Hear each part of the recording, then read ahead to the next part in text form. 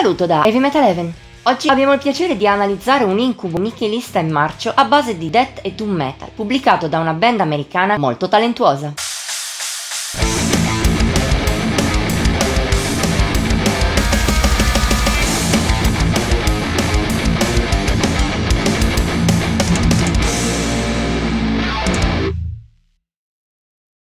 Certi uomini vogliono solo veder bruciare il mondo. Questa citazione del Cavaliere Oscuro di Christopher Nolan descrive piuttosto bene l'attitudine dei Moros, almeno a giudicare da Cemetery Hallucinations. Secondo album sulla lunga distanza di questa band nata a Filadelfia nel 2015, pubblicato lo scorso 13 marzo, mostra come gli americani non vogliano creare musica profonda o anche solo con un minimo di ricerca sonora. L'unico scopo sembra quello di bruciare il mondo, con cupezza, pesantezza e malvagità, cosa che riesce loro molto bene già a partire dallo stile. Definire ciò che i Moros suonano in Cemetery Hallucinations marcio vuol dire quasi sminuirlo. Parliamo di un suono davvero fangoso, sporco, rozzo. Parte da un death metal che prende soprattutto da Autopsy, Obituary e da gruppi che li hanno seguiti nel loro putrido percorso. Sa impattare coi riff di JD, a tratti debordanti, ma il suo vero punto di forza sono le atmosfere opprimenti, senza speranza di luce, nichiliste che crea. Merito anche di un'ottima componente doom. A tratti ricorda il death doom più malato ed estremo, altrove invece gli americani tirano fuori un lato sludge molto graffiante.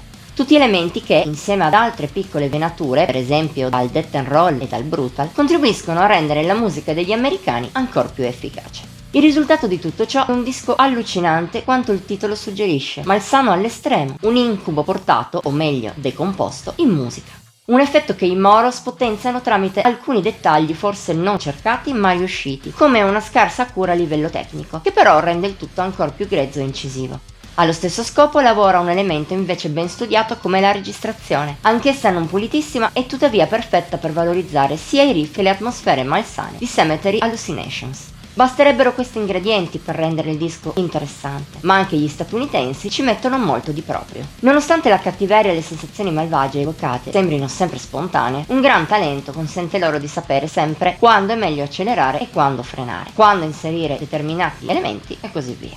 Ne risulta un album omogeneo, ma mai ripetitivo. Quasi ogni brano ha la sua personalità e ottimi spunti, come dimostra già il duo iniziale. La opener Wasted Burial, dopo un lungo intro molto cupo, parte lenta e strisciante, forse l'elemento più sludge della scaletta. Il suo riff di base è a dir poco malefico, ma anche le accelerazioni presenti qua e là non scherzano, per un brano di pezza soffocante, che colpisce bene anche per potenza. Ancor meglio va con Drowned in the Composed Remains, che sin dal titolo è indicativa del marciume sonoro in cui ci si immerge ascoltandola. Nei suoi 5 minuti e mezzo si alternano lunghe frazioni di un death marcescente, nero come la notte, a tratti con una lieve influenza roll, altrove più diretti e macinanti, altrove ancora con momenti pestati e caotici. Intervallate da rallentamenti death doom dissonanti che la fanno respirare, creano un'atmosfera asfissiante, ansiogena nel senso migliore del genere, visto quanto l'oscurità dei Moros colpisca forte. È il pezzo migliore di Cemetery Hallucinations con la title track, che parte piuttosto lenta e nichilista, ma poi si sposta su una norma più ritmata, tra Obituary e Death and Roll. C'è spazio anche per qualche passaggio più diretto e potente, per qualche accelerazione rabbiosa e persino per una sorta di assolo malefico nel finale, coronamento di un pezzo davvero splendido.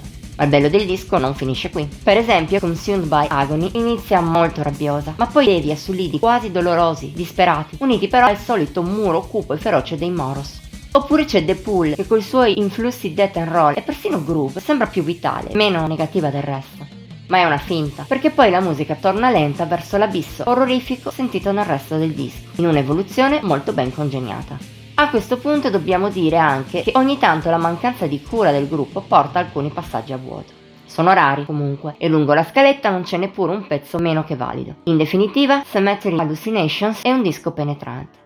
Ti avvolge in un nichilismo e in un'oscurità notevole lungo tutti i suoi 36 minuti, una durata peraltro scelta con saggezza per non annoiare. A chi ama il death metal più marcio e le branche più alienanti del doom, insomma, non possiamo far altro che consigliare di entrare nel mondo malsano e buio che i Moros hanno creato in maniera distruttiva. Voto di Heavy Metal Heaven 87 su 100. Per questo video è tutto. Abbiamo incuriosito a proposito del marciume sonoro degli americani? Faccelo sapere nei commenti oltre a mettere like e a condividere. Puoi inoltre iscriverti al nostro canale e attivare la campanella degli avvisi per non perderti neppure uno dei nuovi video pubblicati ogni settimana. Infine seguici su Facebook, Instagram e Pinterest. Come sempre trovi il link qui sotto. Ci vediamo la prossima volta.